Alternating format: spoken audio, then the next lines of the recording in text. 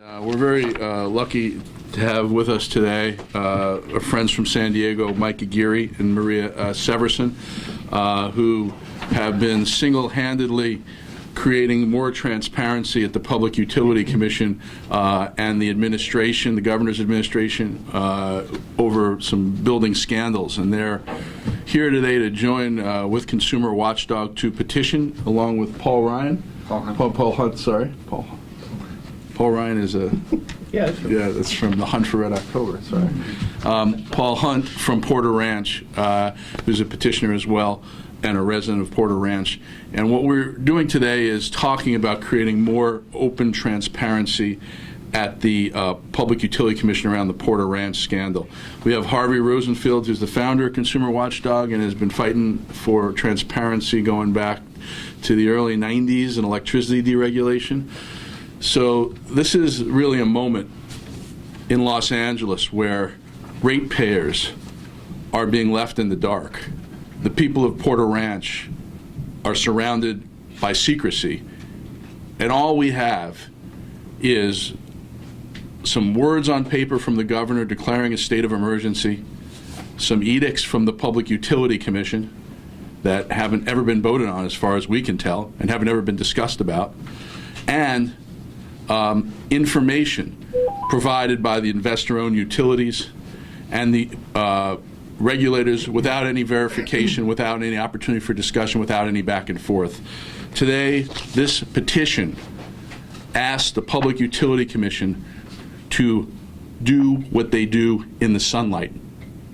Within 10 days, we ask that the PUC have a meeting in Porter Ranch to talk about this petition and the emergency declaration and what the options are for the people of Porter Ranch. This is the petition, and you all should have a copy. Evan, can you move to the next page for a second? I want to just show you that the only thing we've seen so far from this administration are these words. This is a part of the declaration. The California Public Utility Commission is supposed to meet in public to make decisions about what they do, and instead they've issued, as an amendment to the governor's declaration of emergency, a scope of an investigation that's never been discussed. But the key part is they say we are going to release official information about the investigation only when we've concluded the investigation. That sounds like a kangaroo court, and it doesn't give the people of Porter Ranch the opportunity to have input on what's going to happen next. And that's really critical because the California Public Utility Commission has a vested interest in moving higher production of natural gas in Aliso Canyon forward. They have approved, as you'll hear from Mr. Aguirre, an expansion of Aliso Canyon's natural gas production in order to fuel power plants for Southern California Edison in Southern California, and to make up for the loss of San Onofre when it went offline and was decommissioned. The California Public Utility Commission has a dog in this fight.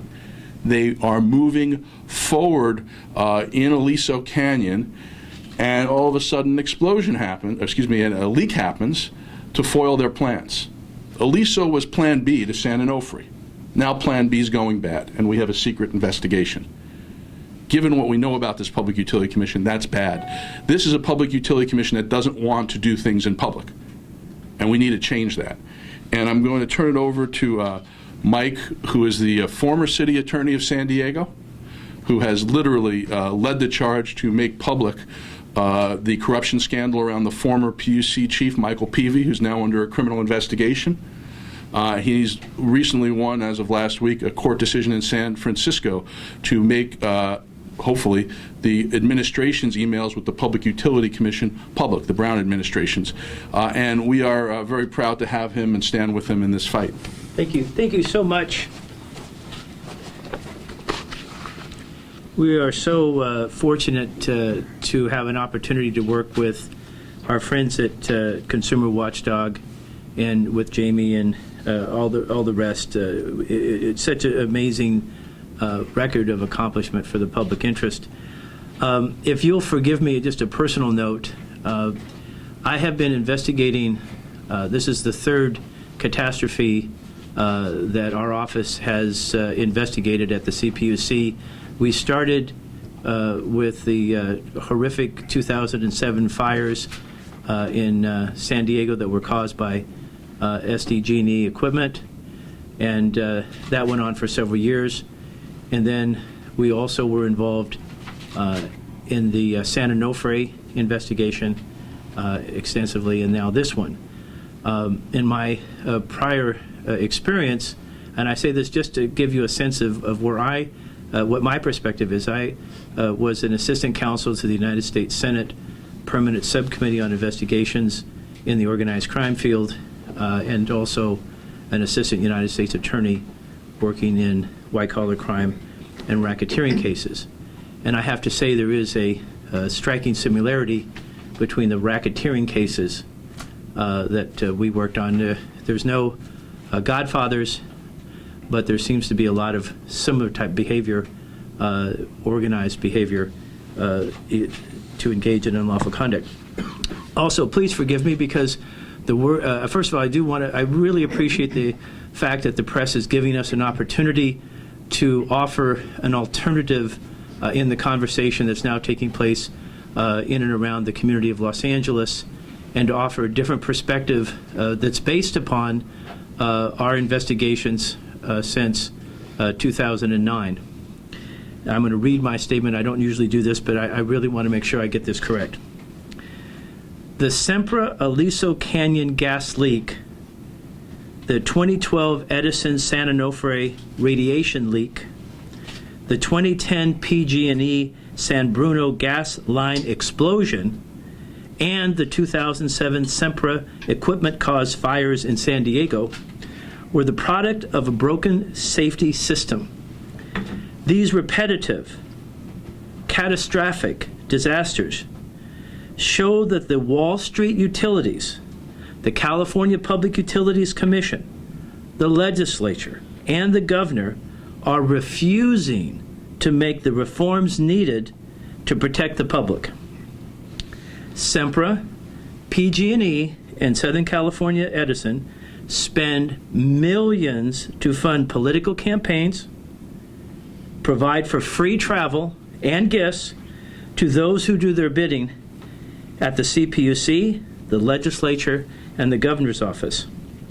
In each of these multi-billion-dollar catastrophes, the Wall Street utilities and state officials have followed a familiar pattern. First, the utility executives and CPUC commissioners plot how to conceal evidence and obstruct the media's efforts to find out who was responsible. Second, the CPUC commissioners tell Wall Street that utility customers, not the shareholders, were paid the damages. That's why you see that Sempra's stock is maintaining its levels. Third, state officials issue misleading reports while claiming an authentic investigation will take too long and cost too much. Last year, Governor Brown and the legislature had a chance to fix the broken safety system but failed to act. The legislature did not allow a single knowledgeable utility advocate to come before it with the facts. The governor vetoed even the weak bills the legislature did pass. The people of Porter Ranch and Aliso Canyon could have benefited from those reforms the governor vetoed and the legislature failed to enact. Some specifics. As in the case of San Onofre, where we had repeated faulty predictions and forecasts about when San Onofre was going to come online, we see faulty forecasts about when the leak is going to be plugged, and those continue to move. Proceedings with plans without sufficient oversight. For example, trying to plug the hole the day after without informing the public, without informing the Air Resources Board, and without allowing the pilot Conley, Stephen Conley, to go above to see just how bad the situation was. the actual interference with his investigation, his effort to gather up information about how bad the leak was above Aliso Canyon. And they literally stopped him from getting into his airplane. And they waited 2 weeks before they even started disclosing any of the important information. They're citing undisclosed reports, undisclosed testing data. They're delaying the cause of the investigation until the leak is stopped. Please remember that just for a moment. Inconsistencies. For example, they're saying, well, we're going to delay the start of the investigation, but then at the same time, we read that the Air Resources Board brought a lawsuit alleging negligence in design, construction, operation, and inspection. That is a vehicle for letting SoCal Gas and Sempra off the hook, because what that does is there's now two parties to that proceeding. The governor-controlled Air Resources Board and Southern Cal. And then what they'll do is they'll come up with a settlement. And we will have no opportunity to participate in that. How can you say on the one hand we're not going to start the investigation to find out what happened, and on the other hand file a lawsuit and say there was negligence in the design, construction, and operation of the plant? And then perhaps most serious is that there was a delay in reporting this threat to the Air Resources Board until November the 5th. What do we want? What do we want? We want the California Public Utilities Commission to come to Los Angeles. We want all of the elected members of the Assembly and all the elected members of the Senate who are taking their money from Sempra, and it is hundreds and hundreds of thousands of dollars, and we want them all to assemble, and we want to hear what the plan is. We want the authority, we want them to pass a resolution adopting and authorizing the issuance of an order instituting investigation. That's the proper, it's under Rule 5 of the CPUC rules, order instituting investigation, and that allows the ratepayers to participate. The ratepayers are going to pay. The consumers are going to pay. They're going to be asked to pay. And they should be given an opportunity to gather the evidence. In San Onofre, they delayed the investigation for 9 months. Once they announced the investigation, they immediately put it on pause. And then they went through CFE, that's the California Federation for the Environment and the Economy, which is a utility-sponsored organization that flies elected officials, commissioners to foreign countries so they can plot and plan their schemes against the public interest, as they did in this case, in the San Onofre case in Warsaw, and where they ended up with a plan to put $3.3 billion on the back of ratepayers for the shutting down of the San Onofre plant that was caused by utility executives at Southern Cal Edison who knew ahead of time of defects in the steam generators that caused the plant to close. So that's where we are. We're asking for the public and for the media to start a new channel, a new chapter in the conversation, and it's called accountability. The governor has seized complete control of this investigation. He has put a complete clampdown on any public access to any of the information.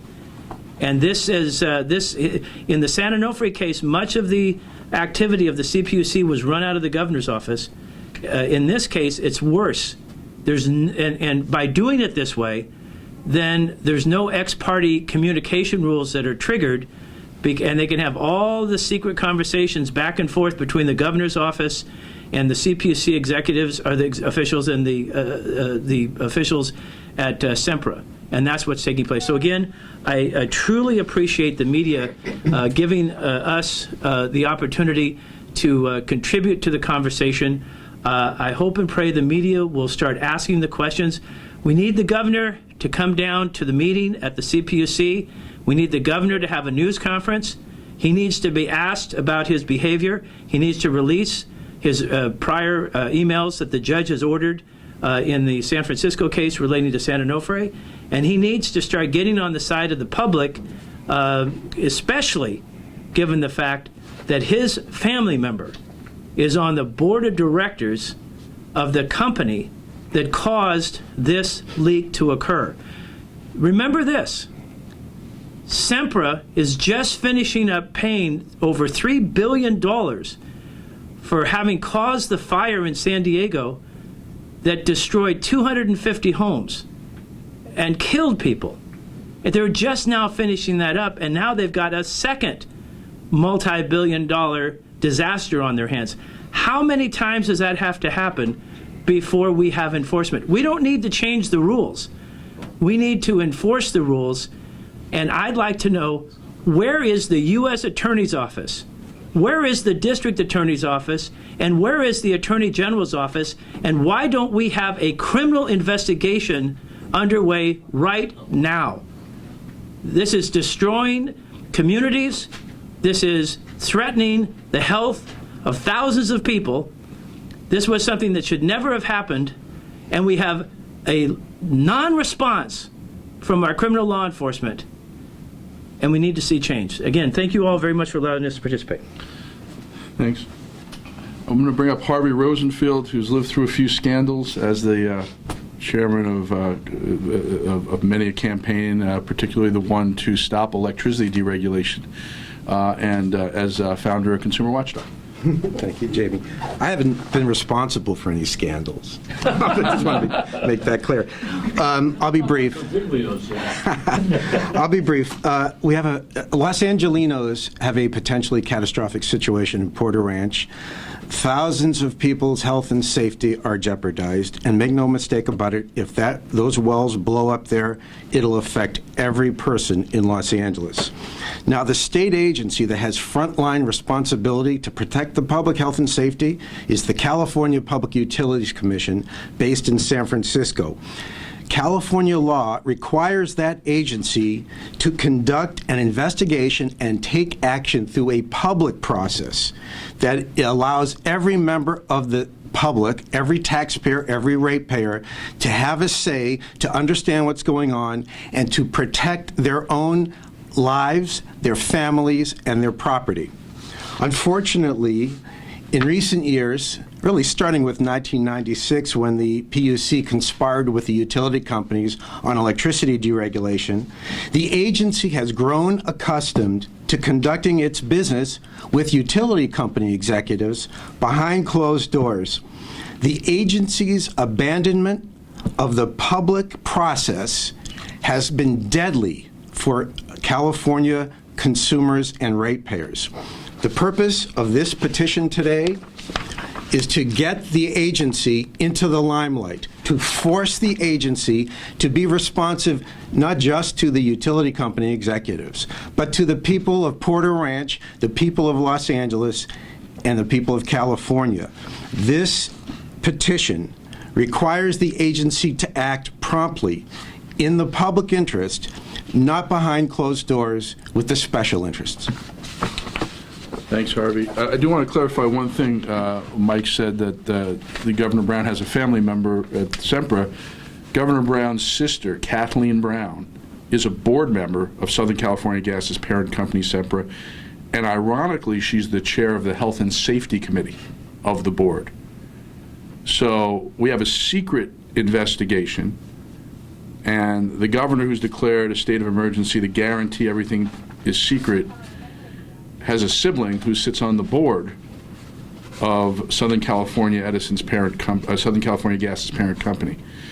It looks bad. I'm not saying they've had improper communications, but what I'm saying is no one knows what they've said. No one knows what's being said, and that type of conflict of interest demands that we get granted this petition. Maria Severinsen is also a partner with Mike Aguirre and Aguirre and Severson. Thank you. Hello. This gas leak is just the next chapter in the failure of public safety and matters that are overseen by the Public Utility Commission. And to understand why it's important that this be a public proceeding, a public investigation, and not just a staff investigation where we find out what happened afterwards, we must take a look at how the PUC has conducted itself in recent safety failures in the past. In the San Bruno gas explosion, that killed people and crippled a neighborhood.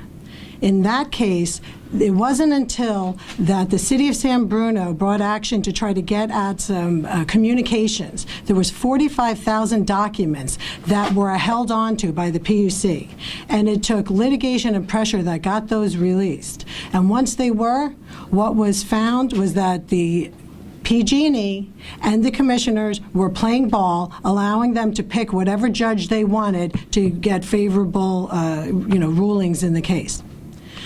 Then you had San Onofre. You have the nuclear plant that had a safety radiation leak that closed down the plant and now mothballed it forever, leaving ratepayers with $3.3 billion to pay for the costs. And in those proceedings, what we found out is that there were secret meetings over in Warsaw, Poland, where Edison officials and the very president, now gone, of the PUC, Michael Peavy, worked out a deal on hotel stationery paper that straddled ratepayers with billions of dollars for the mess that San Onofre and Edison created. That cannot go on here. It's time that the Public Utility Commission not only open an investigation by staff, but something public that is right before the public who can participate. They have to stop their ex parte communications, and what that means is backdoor communications where the parties that are actually participating in the proceeding don't get to go to, only the chosen ones by the utilities and the commission. That's got to stop.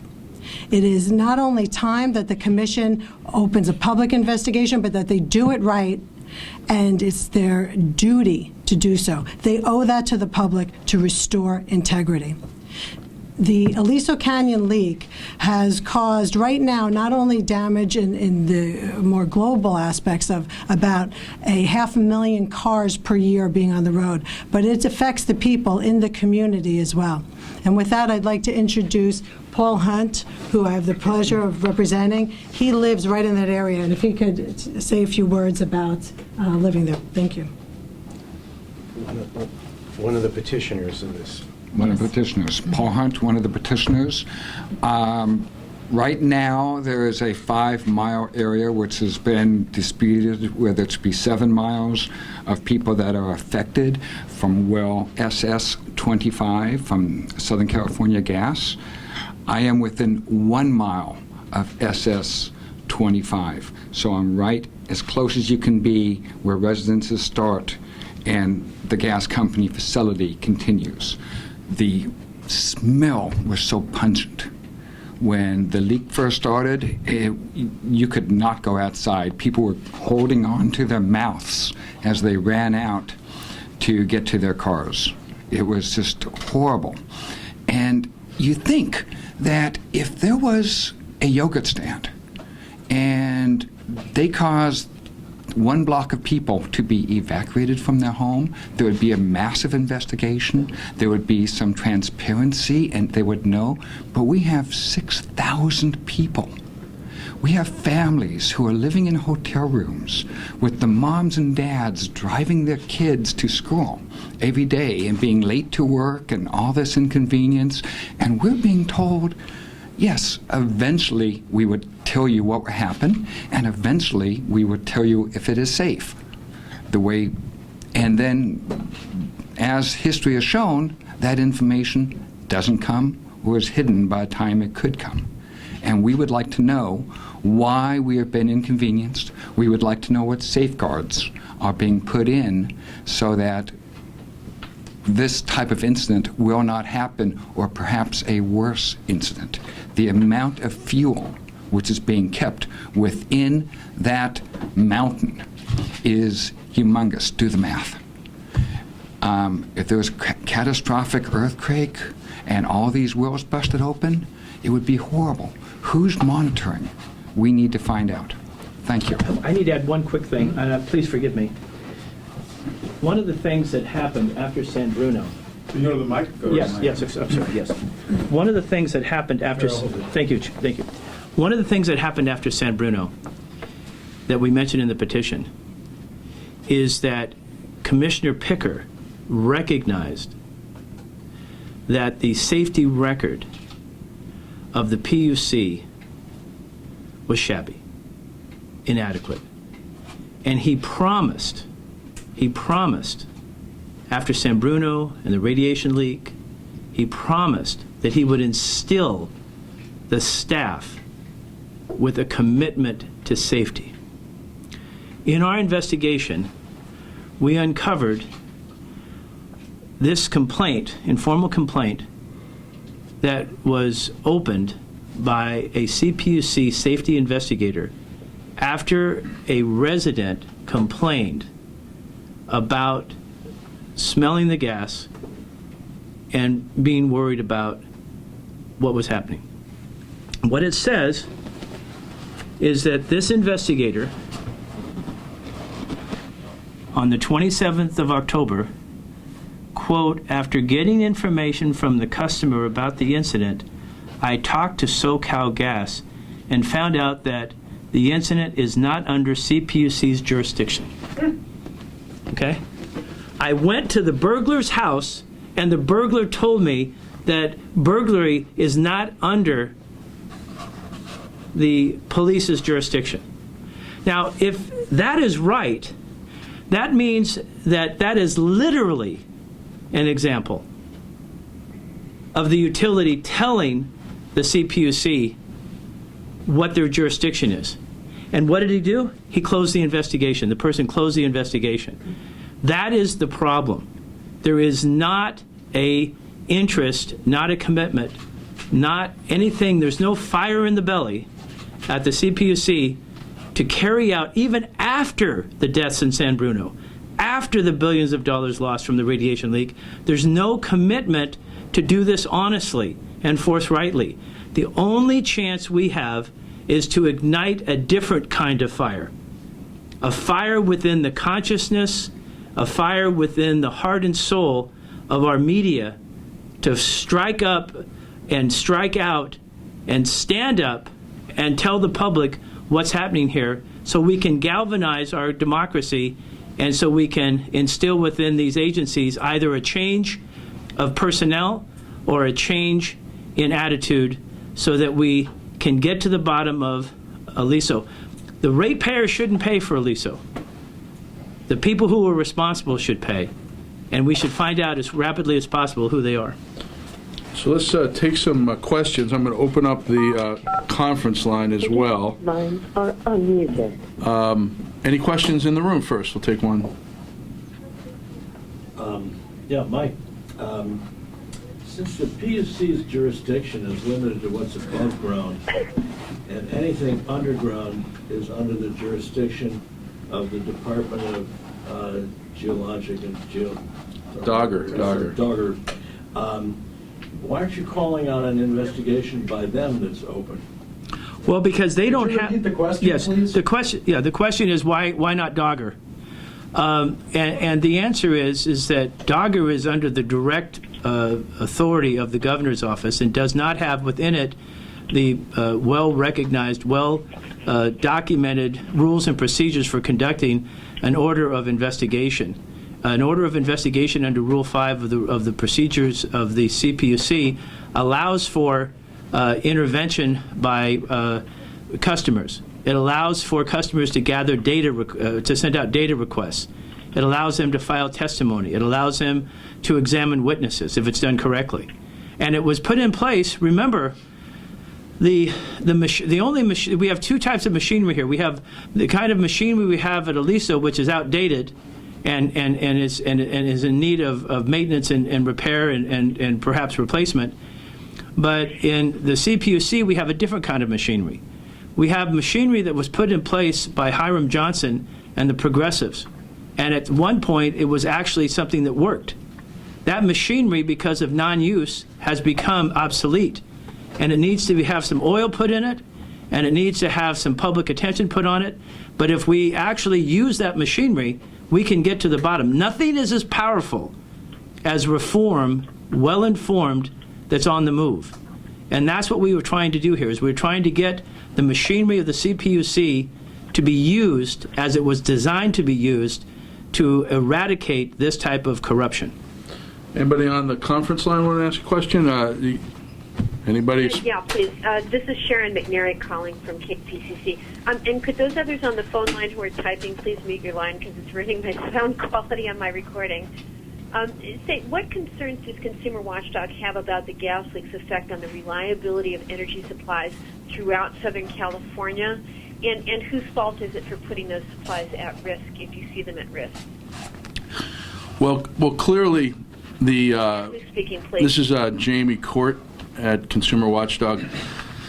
Look, we don't have adequate information in the public domain to know what this is going to do long-term to the electricity supply and gas supply in the region, but that's the point of this investigation, to get that information out there. Last week, there was an order signed, I believe it was last week, through a very informal process, where the PUC is going to evaluate what the impact of closing Aliso down is. Well, it's going to tell us without asking or giving us information about what's going into that decision, whether it's viable to close Aliso. I'm going to tell you their answer right now. They're going to say it's not. And they're going to say it's not because the CPUC is at fault in this incident. The PUC is at fault because they called for the expansion of Aliso and they encouraged increased injections of gas under higher pressure into Aliso without understanding that the wells didn't have the integrity to handle it. Their long-term plan at the PUC is to bring Aliso up in its storage capacity under higher pressure so that the natural gas stored there will not only fuel households but also fuel electric power plants owned by Edison in order to make up for the lost electricity capacity at San Onofre. That is an approved plan under many guises at the Public Utility Commission. So while Southern California Edison should have maintained these wells, while the state agency Dogger should have required maintenance, the Public Utility Commission designed and built the defective cavern by encouraging and improving plans for increased storage at Aliso. We have information that the well affected here was injected 23 times, actually 24 days in October, even though it started leaking on October 23rd. That is the information from the state agency. This was a well that was overused, and we have a cavern that was overpressurized with aging pipes. So the Public Utility Commission is as complicit as the agency and the Brown administration Dogger overseeing well safety, and as Southern California Gas. And that's why the three of those entities should not be allowed to conduct a secret investigation where the public isn't privy to what's going on, because we have evidence that's going to be used later in rate cases and other types of cases into decisions about whether Mr. Hunt's home is in danger long term, that will not come out if this is a secret investigation. Jimmy, let me answer one quick question. The people of Southern California should recognize that transitioning to renewables will be expedited by recognizing that gas fields like Aliso are obsolete, and that it will disturb, as Jamie was saying, the present plan to reduce our reliance on locally generated renewables. And so this is actually one of those events that will galvanize, if it's managed correctly, it will galvanize us to use more renewables, and it will allow us to become less dependent on these gas fields that are leaking, not even on a routine basis, so much extensive methane into the atmosphere, as was, I believe it was Tony Barbozo did an excellent job of documenting over the weekend in his story. And I should say that the replacement plan is a Texas pipeline that carries an awful lot of natural gas to California. The problem for Southern California Gas is it will cost them more if they have to buy the gas elsewhere. It doesn't mean it cannot fuel Southern California, but we won't know any of this unless the public's included in the investigation.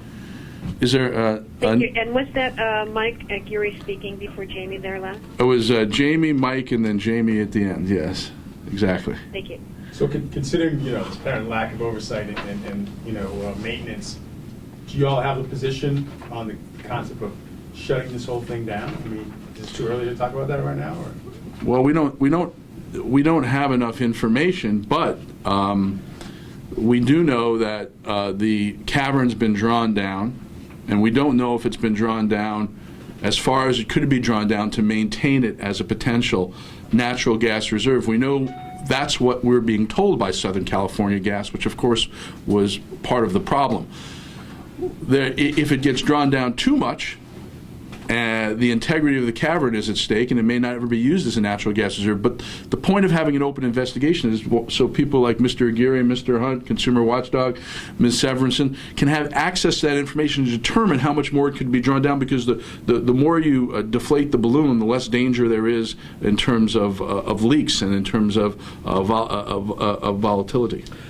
We are in the era of an energy transition. We're transitioning from coal to natural gas, and from natural gas to renewables. We have, for example, enough geothermal in the Imperial Valley to replace the entirety of San Onofre. San Onofre represented 8% of the state's power. More than that, of course, in Southern California. Instead of replacing the lost power at San Onofre with the geothermal renewables from the Imperial Valley, the plan was intentionally pursued to expand the dependence on natural gas sourced power to replace San Onofre. Now, we've all heard about 400,000 cars equivalent is what is happening with the methane that's being released. But with the natural gas that was used to replace San Onofre, is equivalent to 1.8 million cars, additional cars, according to the Haas report from the UC Berkeley. So if you put those two together, the impact is 2.2 million cars. Now, we have a governor that went to Paris. He should have gone to Aliso. That would have been a better use of his time than to go to Paris. But he went to Paris and he declared that our state is committed to 50% renewables. What good does it do to take your eye off of safety at Aliso and proclaim in your press that you're going to have 50% renewables? It's all talk.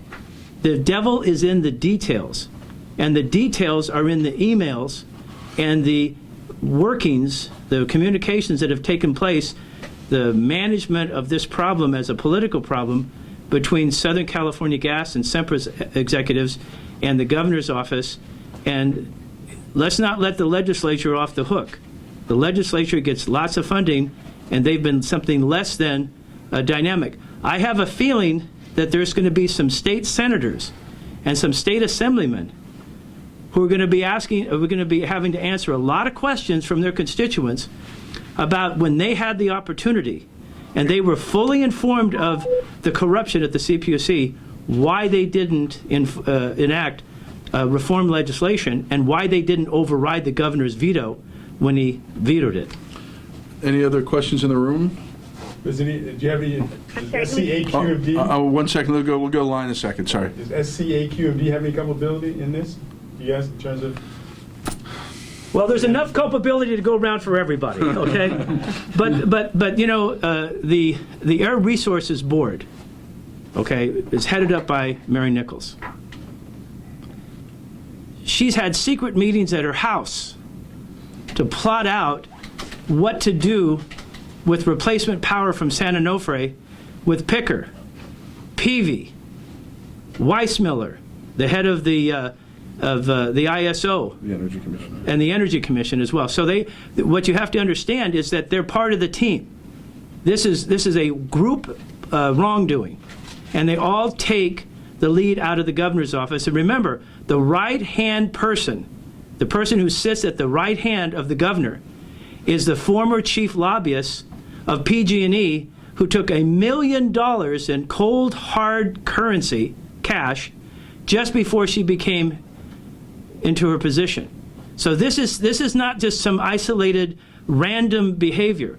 This is a systemic problem, not an idiosyncratic problem, but a systemic problem. And the only antidote to this corruption is to have the public involved and the media leading the way. I have one question. I'll stop after this. I just want to get to the line. Sure, but, no yeah. problem. But let me go from one from the line. We'll come back to the room. Sure. Is there someone on the line want to ask a question? I'm just trying to figure out who's been speaking. That was Mike Aguirre. Well, it depends on if you like what was said. That was Mike Aguirre. If you don't, that was Jamie. So sorry. Go ahead. Back to the question. Are you aware of like the connection of the person who represents SoCal Gas? Right, I think his name is Robert Wyman, is actually on the board that actually is involved in the selection of the board of the people in the SCAQMD. Familiar with that? No, that's good. We'll be interviewing you as soon as this is over. Okay. Any questions on the line? Or?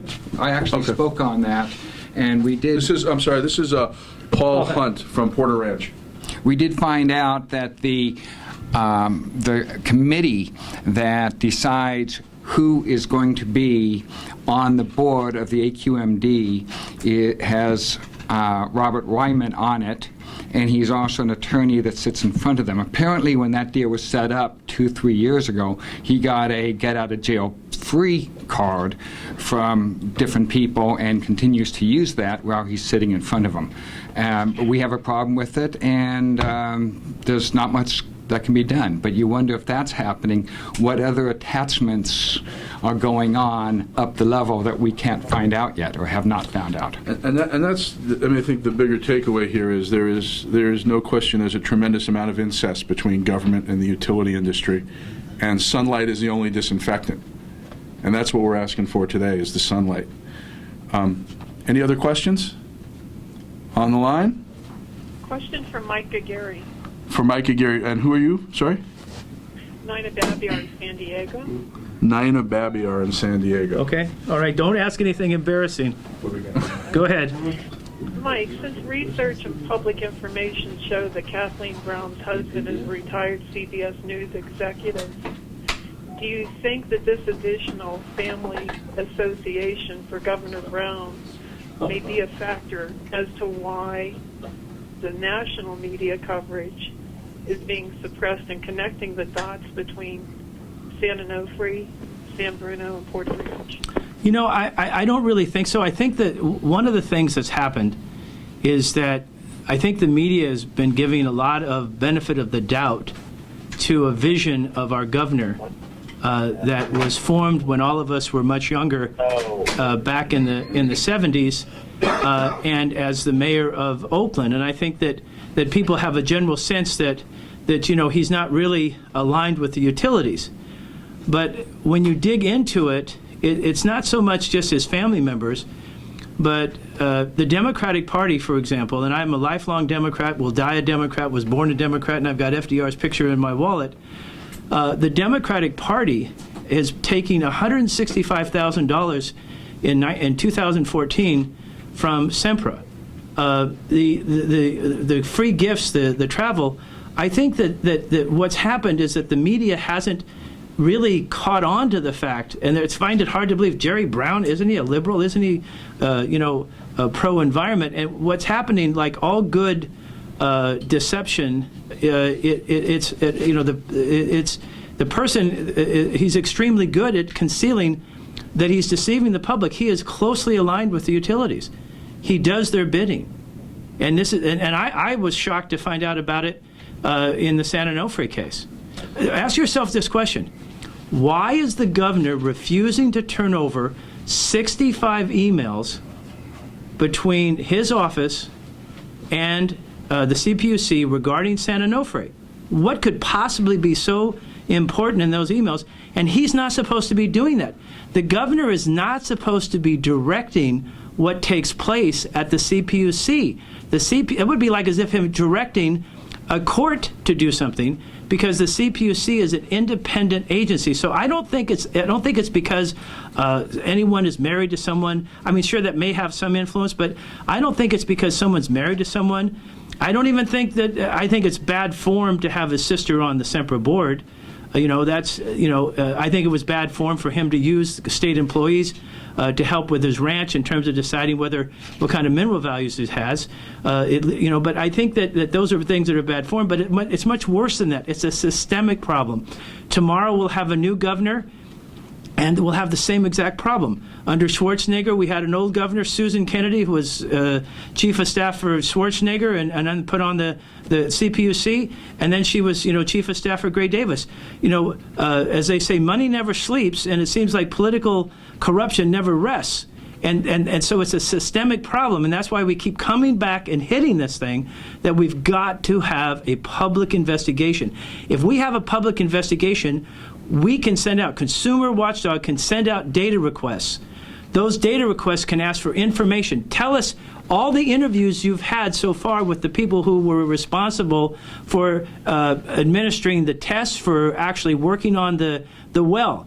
Give us all of the reports that you have made up, and any outside reports that you've had done. Surrender all of that stuff. Once that's surrendered, it can be released to the media.